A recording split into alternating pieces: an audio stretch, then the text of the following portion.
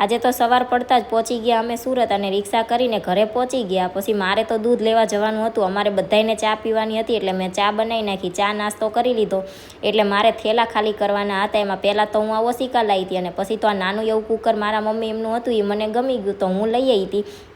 અને મારે થેલો ખાલી કરી અને ધોવા લેવાનો હતો. યતરાજનો નાનો થેલો અમે બહાર ગયા ત્યારે લઈ ગયા હતા તો એને ધોઈને મૂકવાનો હતો. અને હારવાર માળિયામાં ડુંગળી મૂકેલી હતી એ ડુંગળી હવે થોડીક જ રહી હતી એટલે બધી મેં જે હારી હતી એ ટોપલીમાં ભરી લીધી. અને પછી હારવાર મારે માળિયા વાળવાનું પણ કામ લઈ લેવાનું હતું એટલે માળિયામાં જેટલા ફોતરા હતા એ બધા પહેલાં મેં એક સુપડીમાં ભરી લીધા અને હારવાર માળિયા પણ સારા વાળી નાખ્યા.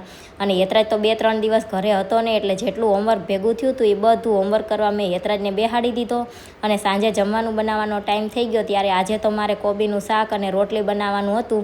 એ પણ મારા મમ્મીના ઘરેથી નાનું એવું કુકર લાવી હતી એમાં મેં પછી શાક વઘારી નાખ્યું. અને યતરાજને હોમવર્ક પૂરું થઈ ગયું એટલે એ ભાઈ તો રમકડે રમતા હતા. વિડીયો ગમે તો લાઈક કરજો, ચેનલને કરી દીજો સબસ્ક્રાઈબ.